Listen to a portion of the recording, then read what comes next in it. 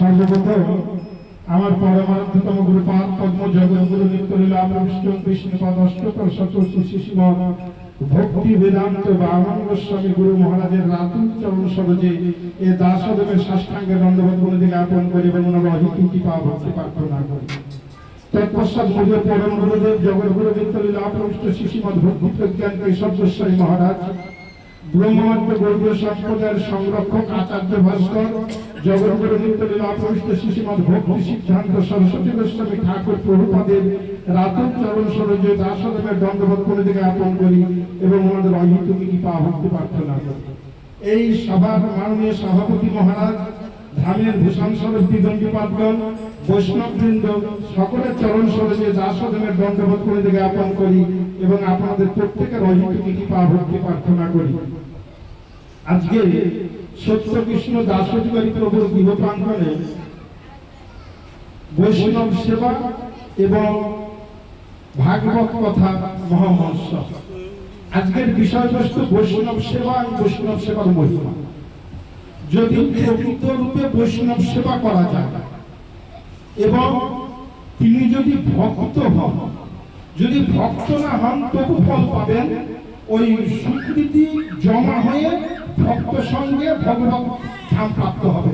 আর যারা ভক্ত হয়েছে যদি বৈষ্ণব সেবা করেন তাহলে একবারে ডাইরেক্ট গোলক বৃন্দাবন পর্যন্ত যেতে পারবেন। বৈষ্ণব সেবার এরকম মহিমা। আমি একটি ছোট গল্প বলে বৈষ্ণব সেবা করলে কি হয় সেই উদাহরণটা দিই। উড়িষ্যা ক্ষেত্রে বিশ্বম্ভর দাস নামে এক ভক্ত ছিলেন। তার একটা ছোট্ট সন্তান ছিল, তার নাম রঘুনাথ এবং তার স্ত্রী। এই তিনজনের সংসার অতীব দরিদ্র। কোন রকমে তারা তিনজনের জীবন নির্বাহ করে, কিন্তু তিনজনেই ভক্ত। আর এরূপ ভাবে ভক্ত সেবা করেন। ভোগ বেরোনোর পরে ভোগ বারান্দায় রেখে রাস্তায় দাঁড়িয়ে থাকেন, যদি কোনো বৈষ্ণব পাওয়া যায় সেই বৈষ্ণবকে সেবা দিয়ে আমরা প্রসাদ পাবো।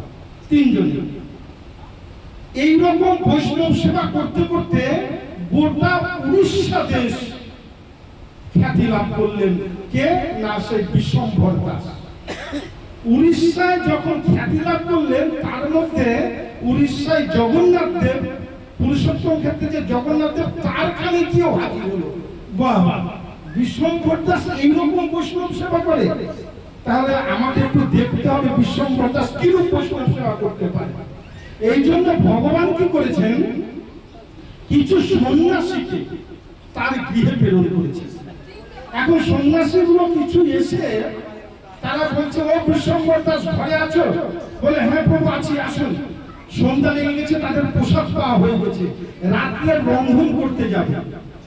তখন বলছে, আমরা যখন এসেছি রাত্রিবেলাটা তোমার এখানে থাকবো, তোমার এখানে থেকে পোশাক পাবো, সকালে আমরা রওনা হয়ে যাবো। বলছে, খুবই ভালো, কিন্তু তুমি সব রন্ধনের ব্যবস্থা করো, নিজে হাতে রন্ধন করবো।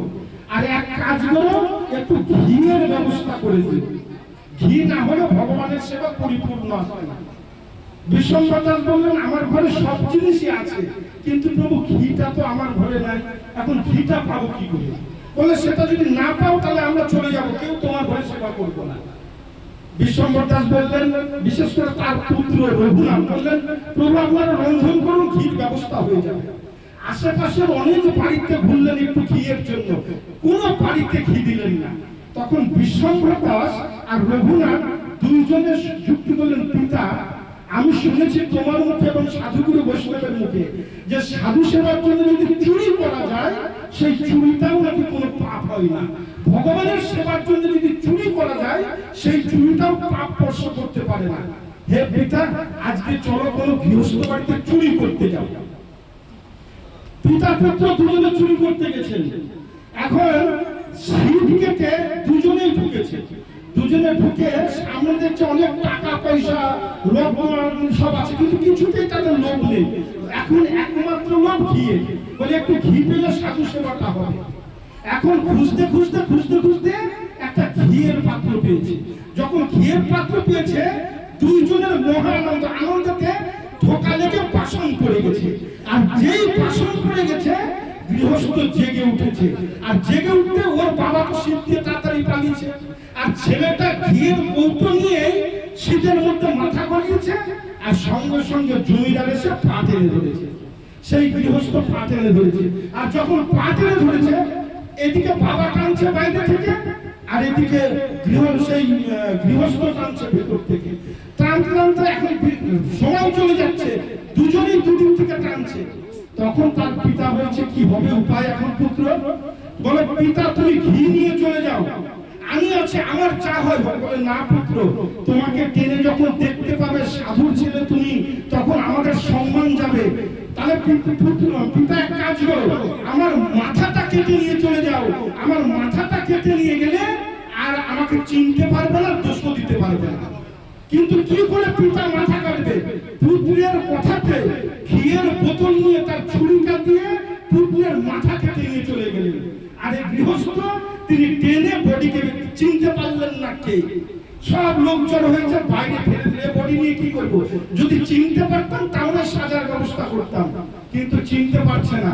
তাই তার বিশ্বম্বর দাস ঘিয়ের পাত্র নিয়ে এসে সাধুদের সেবা করলেন। খুব সুন্দর সেবা হলো।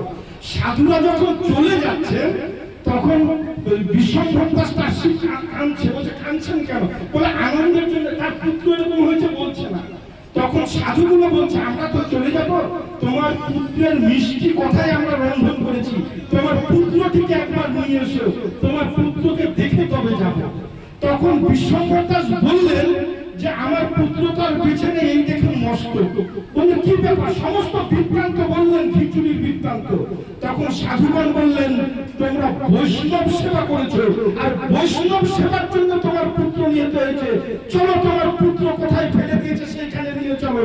সাধুগণ এসে তার পুত্রের বডির সঙ্গে মাথাটা লাগিয়ে ভগবানকে বললেন হে প্রভু, আমরা তো আসতে চাইনি, তুমি আমাদের কৃপা করে পাঠিয়েছো, কিন্তু এই এরূপ বৈষ্ণব সেবা করেছে, নিজের জীবন তুচ্ছ করে, তার পুত্রের জীবন তুচ্ছ করে, এ প্রকৃত রূপেই বৈষ্ণব সেবা করেছে, তাই এর পুত্র জীবিত হয়ে সঙ্গে সঙ্গে সেই কথা অনুযায়ী সেই রঘুনাথ জীবিত হলেন।